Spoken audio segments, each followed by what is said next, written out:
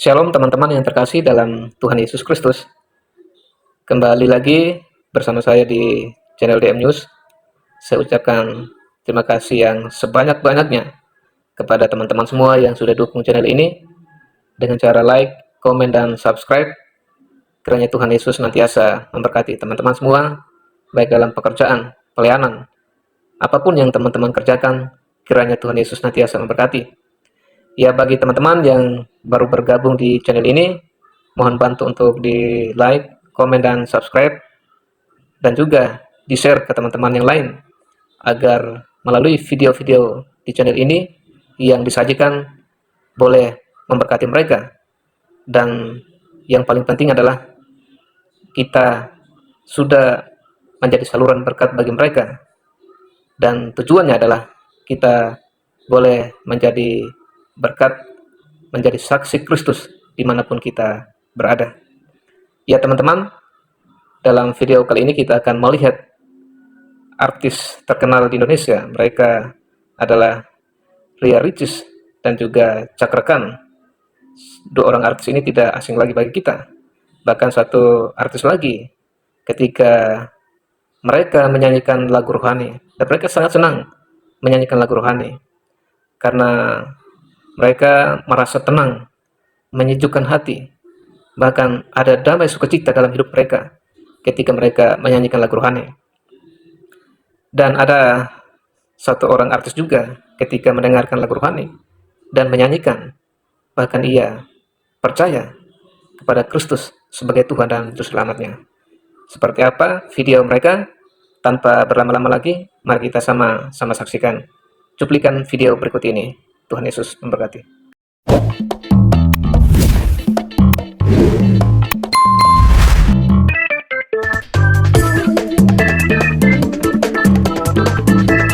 Kalau masyarakat lagi sedih atau lagi down itu biasanya apa sih cara yang paling efektif untuk selalu membuat happy dan senang? Kalau selain telepon ibu, selain omongan teman, saya selalu dengerin lagu gospel.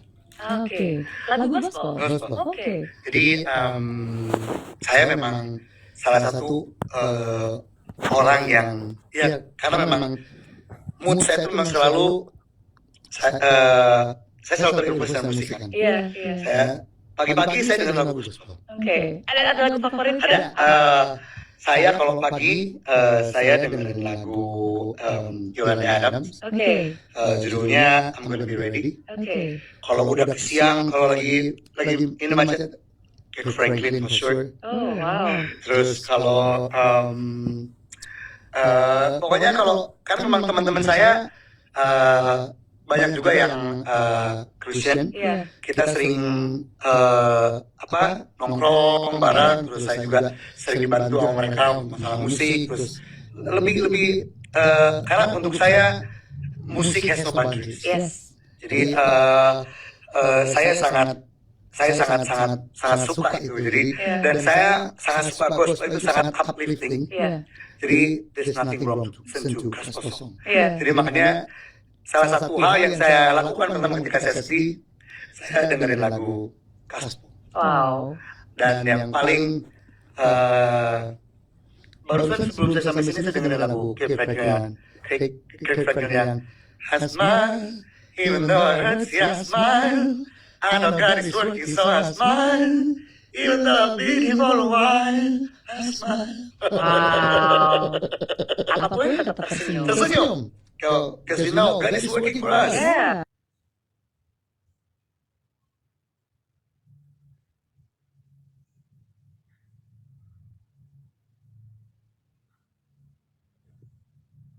Ku yakin Kau hadir di sini. Ku rasakan kuasa yang tak terbatas. Ku yakin Kau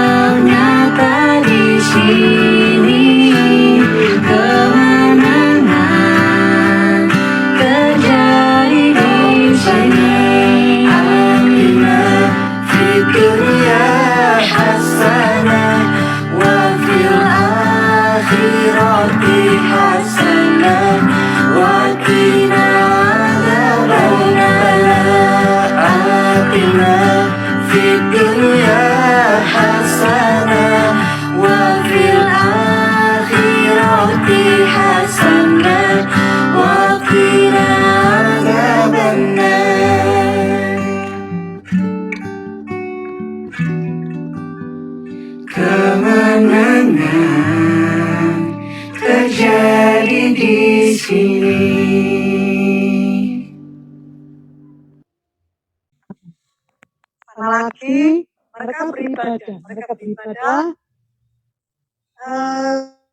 ya saya diem. Terus saya ini karena saya duduk di situ mau nggak mau kan saya mendengarkan nyanyiannya, saya mendengarkan penyembahan dan pujiannya, saya mendengarkan firman-Nya kan otomatis ya. Ada satu lagu itu yang membuat saya itu merasa ini lagu kok membuat hati saya damai, tapi saya masih tolak. Karena nggak masuk akal, lagu-lagunya orang Kristen ini penuh motivasi saya bilang, tapi nggak masuk akal. Lagunya itu yang seperti ini. Penyertaanmu sempurna, rancanganmu penuh damai, aman dan sejahtera, walau di tengah badai. Terus saya bilang gini, orang Kristen Ini tuh apa ya, mengingatkan aku doa aku yang dulu ya.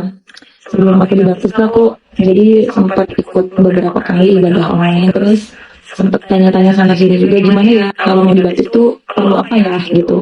Sama kayak teman-teman yang lain juga yang mau dibaptis tuh pasti pertanyaannya sama kan, cari tahu apa sih yang harus dipersiapkan untuk dibaptis. Terus ada temanku ngasih tahu, ayo ikut Bible study gitu. Tapi nggak tahu kenapa kok aku kayak gitu Bible study di tempat yang dia kasih tahu gitu. Nah, sampai aku dapat DM dari salah satu followersku, dia itu kalau misalnya mau ikut Bible study di yayasannya Bu Henry Kristianus, ini nih kontak adminnya. Aku langsung save, aku langsung chat, terus aku bilang gitu kan, Kak, aku mau ikut Bible study gitu. Ya, aku nggak bilang awalnya kalau aku tuh pengen tujuannya biar dibaptis, tapi aku cuma bilang aku dari Muslim, aku pengen ikut Bible study, aku pengen punya pemahaman lah gitu tentang Kristen itu apa. Aku merasa kayak ibarat kata orang bilang tuh imanku bertumbuh ya di semenjak aku ikut Bible study itu. Aku masih suka tanya-tanya yang di tempat yang aku ibadah itu sama temanku itu, dia bilang jangan ikut Bible study gitu. Karena aku mikir Bible study sana sini boleh nggak ya, tapi kayaknya nggak apa sih gitu. Tapi pas aku memang sudah merasa kayak mantap banget nih, aku merasa cocok nih, dan ketemu sama rohaniku ya, aku berdoa sejak saat itu. Aku bilang, Tuhan, kiranya kalau Tuhan yang mengizinkan aku terima baptisan sebelum Natal tahun ini, Tuhan tolong sanggupi aku, layakkan aku. Jadi gak cuma minta biar bisa dibaptis, tapi tolong layakkan. Jadi biar aku tuh pantas cepat ya, enggak yang kayak orang bilang tuh kan harus minimal kayak 3-6 bulan gitu. Itu juga aku dikasih mudah gitu. Jadi jangan pernah ragu ya untuk terima baptisan, bawa terus dalam doa biar Tuhan yang layakin kita semua, biar Tuhan yang benar-benar siapin itu semua. Semangat. Saya mau banget kakak dibaptis tapi bingung nggak mau jujur ke keluarga soalnya saya mau pindah ke yakin. Gimana ya? Ini aku nggak mau kasih solusi atau apa, tapi aku mau sharing aja. Boleh ya? Aku mau sharing ini pengalaman aku soal jujur ke keluarga. Jadi aku awal-awal aku tuh nggak sama sekali bilang gitu kalau masuk Kristen gitu, nggak sama sekali bilang. Walaupun aku sudah beberapa kali share gitu kalau punya lagu rohani, aku dengar khotbah rohani gitu di YouTube ya kan. Karena aku tuh beberapa kali suka nanya gitu, kok lu sekarang dengar lagu rohani sih? Kok lu suka ngasih rohani gitu sih gitu? Lu mau pindah Kristen ya? Aku waktu itu masih menyangkal gitu, masih yang kayak apaan sih orang suka doang? Apaan sih kata-katanya bagus? Apaan sih itu kan? Enggak harus orang Kristen aja yang benar gitu loh khotbah itu gitu. Ini kok khotbahnya bagus aku gituin aja. Terus aku dulu beli pernak-pernik pohon Natal kecil, mungkin kalian tahu ya. Itu pun ditanya, kok lu makin kesini makin kayak gini sih, ini kenapa? Kata kok beli pohon Natal gitu. Aku cuma bilang apa sih, orang suka kan lucu. Terus aku bilangnya gini, gue tuh pengen jualan gitu kan, ini gue pengen jualan, jadi gue pengen promosiin kayak gitu. Kirain gak ada tahu kan, dan ternyata terus ganti tahun semua berubah. Terlebih abis Jumat Agung aku merasa kayak gue nggak bisa sembunyi ini semua gitu. Tapi ya itu, jadi kan udah ada kode-kode di awal, jadi gue nggak terlalu kaget ya gitu. Tapi sebelum aku benar-benar ngebuka diri, ya aku benar-benar ngebentuk diri dulu. Ini gue yang baru nih, udah lebih baik nih dari yang dulu nih gitu. Jadi perubahan yang baik itu bisa kita jadikan alasan kenapa aku pilih Yesus. Jadi kamu jangan bingung-bingung, fokus ke diri kita aja dulu. Biar kita bisa menghadapi apapun, nanti rintangan, hujatan, segala macam hal yang gak enak-enak itu di depan. Tetap semangat ya, God bless you. Yang jelas respon keluarga aku nggak setuju. Awalnya sih dari awal yang aku mulai mempelajari, aku memang hide story aku dari ibuku, bapakku, dan kakakku karena mereka di rumah tuh 3 orang yang sangat nentang sih. Kalau bapakku sih nggak tahu nentang apa nggak, cuman memang dia orang komen yang tahu itu adik aku gitu. Nah barulah buka sama ibu aku, ya hasilnya respon dia nggak terima gitu. Tapi ibu tuh sangat baik, dia bilang gini, aku bakal terus ngedoain kamu supaya kamu tetap kuat iman Islamnya gitu. Aku cuma bisa bilang amin, dan aku pasahin kalau misalnya memang Tuhan mau aku bersama, Tuhan bisa mudahin aku. Nah, dan hari besarnya umat Kristus yang pertama kali bikin aku penasaran itu adalah Jumat Agung dan Paskah gitu. Jadi aku tuh sempat kayak, Jumat Agung itu emang apa sih? Paskah itu apa sih? Nah saat aku live ada temen aku di virus aku tuh bilang, coba deh kamu nonton ya sama Netflix. Udah aku tonton gitu. Pokoknya itu nggak bisa dijelasin deh gimana pedihnya. Dia di kali-kali sorry. Jadi kalau menurut aku tuh film tuh bukan film umat Kristen gitu. Menurut aku kita yang orang Islam juga kalau nonton itu tuh benar-benar ngebangkitin rasa toleransi sih menurut aku. Jadi emang dari film itu aku ngerasa, oh ini yang dibanggain dari sosok Yesus gitu.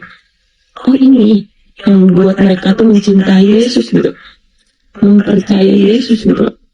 Jadi dia tahu biar tambah pemahaman lah gitu. Tapi kalau aku pribadi, terus terang aku juga tiap malam aku suka baca beberapa sih yang orang bilang saat teduh gitu ya, kayak ngulik Alkitab gitu ya. Aku sering baca itu dari apa sih Sabda ya, kalau salah. Aku sering baca dan aku kayak oh iya, oh ternyata begitu. Oh, jadi itu nggak ada alasan gitu. Tapi memang aku nggak merasa mau berhenti untuk terus belajar dan mengetahui tentang Kristus. Ini pilihan aku. Jadi kalian yang suka simpan aja kalimat gak sukanya, jangan dikeluarin. Karena kalian tuh nggak pantas ada di manusia lain gitu. Tuhan aja sayang sama siapapun. Masa kita yang bukan Tuhan sibuk membenci itu. Nah ini juga yang aku rasain ya. Aku rasa kayak ini ajaib banget gitu. Aku mulai suka dengan rohani itu dari September. Tapi memang mulai mencari tahu itu dari Januari gitu. Januari Maret gitu. Nah dari Januari itu kayak aku merasa ada suatu hal yang terjadi sama aku yang menurut aku itu ajaib gitu. Karena kayak tahun lalu aku tuh sudah percaya dengan apa yang aku dengar dari setiap bait atau dari rohani itu. Dan itu terjadi sama aku. Aku tuh lagi punya problem. Dulu aku buka ada sama online. Nah, singkat cerita pokoknya aku ditipu orang. Karena aku buka ada sama online terus ada yang aku yang kabur. Aku benar-benar terpuruk yang kayak lu penipu gitu loh. Akhirnya aku udah coba tenangin diri. Aku ada rezeki yang aku pakai untuk berusaha tanggung jawab ke mereka yang lagi tanggung jawab aku. Terus di awal Januari itu aku ketemu orang baik yang aku nggak kenal sebelumnya. Aku kenal dari TikTok serius. Dia bantu aku, dia tahu cerita aku kan dulu ada usaha salon gitu, tapi ya bagus. Nah dia bilang gimana caranya buat mulai usaha itu lagi. Aku ada niat buat buka usaha itu lagi tapi home service gitu loh. Jadi panggilan atau orang datang ke tempatku gitu. Nah inilah kasih modal aku gitu aja. Nominalnya itu cukup banyak menurut aku dan itu sukarela. Gak ada modusnya lah beneran sukarela. Dia bilang dia cuma pesan gini ke aku. Dia panggil aku Kakak Z. Dia bilang, Kakak Z, saya cuma pesan satu hal, baiknya harus berputar. Apabila kamu bertemu orang yang perlu bantuan dan kamu bisa bantu, kamu harus bantu. Dan itu aku terapin sampai sekarang. Puji Tuhan, sampai sekarang aku gak pernah merasa sampai rezeki atau apa. Walaupun mungkin memang tabungan ada ekor buat ini itu, tapi aku gak pernah khawatir gitu loh. Gak pernah merasa kayak, gak ada duit atau apa. Ya udah dinikmatin aja, disyukurin aja gitu. Aku gak tahu banyak sih lagunya, gak ngitungin juga sih. Bapa satu hatiku, ada yang kita, ku telah mati dan tinggalkan sama sendiri aku, lihat hatiku.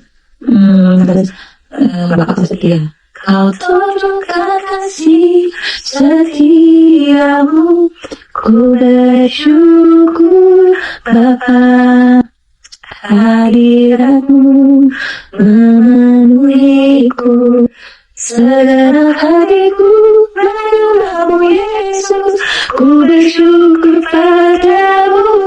Berkat kemurahan-Mu, waktu Tuhan pasti yang terbaik. Terus karena salibmu ku hidup. Pokoknya banyak deh, aku lumayan banyak gitu. Tapi memang yang aku suka itu lagunya yang emang Indonesia. Kalau kayak lagu-lagu Hillsong gitu, lagu-lagu luar aku nggak tahu karena aku nggak ngerti artinya.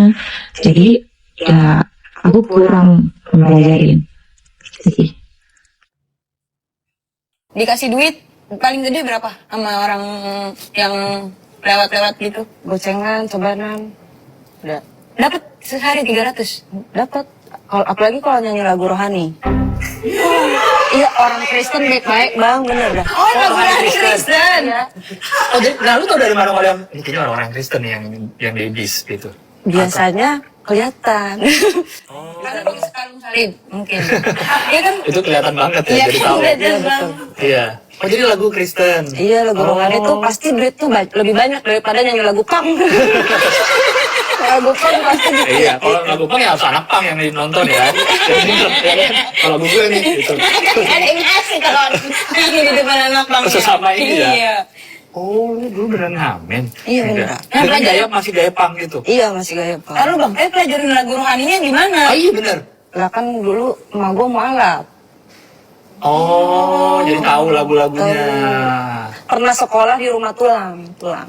Iya, Om. Iya. Om tuh masih Kristen. Iya, Batak berarti di keluarga. Iya. Aku disekolahin di sana. Oh, jadi tahu lagu-lagunya. Jadi sering ikut gereja, jadi tahu lagu-lagu. Tapi sebelum ngamen itu Sebelum. masih sekolah. Masih sekolah. Oh, jadi tahu bener. Ya, luar biasa ya teman-teman. Artis sangat senang menyanyikan lagu rohani Kristen.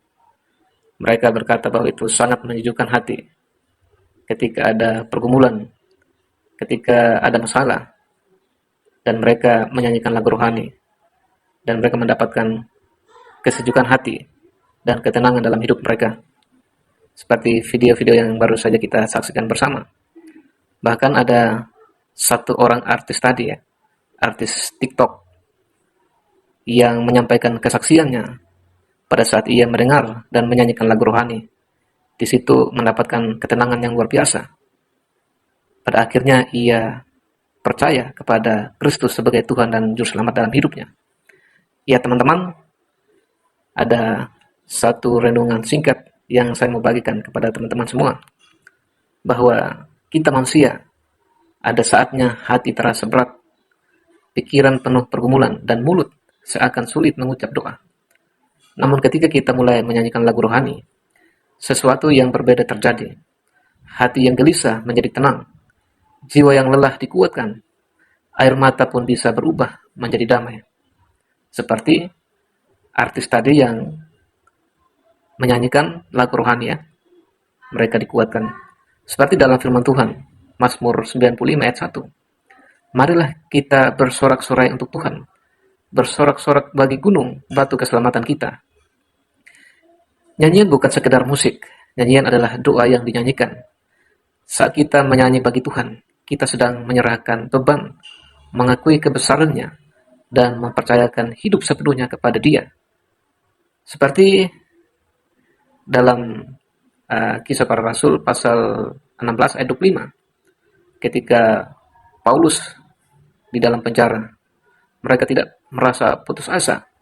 Mereka memuji Tuhan. Lalu kemudian kuasa Tuhan bekerja dalam kehidupan mereka. Pujian tidak selalu lahir karena keadaan baik. Justru pujian yang lahir di tengah badai adalah yang paling menyentuh hati Tuhan. Firman Tuhan juga berkata, dalam Kolose 3 ayat 16, hendaklah perkataan Kristus diam dengan segala kekayaannya di antara kamu, sehingga kamu dengan segala hikmat mengajar dan menegur seorang akan yang lain, dan sambil menyanyikan mazmur, puji-pujian, dan nyanyian rohani. Kita mengucap syukur kepada Allah di dalam hati. Ketika kita menyanyi dengan sungguh-sungguh, hati dilembutkan, iman diteguhkan, hadirat Tuhan terasa nyata. Nyanyian rohani yang keluar dari hati yang tulus bukan hanya menyentuh perasaan kita, tetapi juga menjadi kesaksian iman. Teman-teman, renungan hari ini mengingatkan kita bahwa jangan tunggu keadaan berubah baru memuji Tuhan. Mulailah menyanyi, maka hatimu yang akan diubah terlebih dahulu. Kiranya setiap lagu rohani yang kita nyanyikan, yang kita naikkan kepada Tuhan, bukan hanya terdengar di telinga, tetapi naik sebagai persembahan yang harum di hadapan Tuhan. Kiranya Tuhan memberkati kita semua, dan kita terus memuji Tuhan dalam setiap kehidupan kita. Kiranya Tuhan Yesus memberkati. Shalom.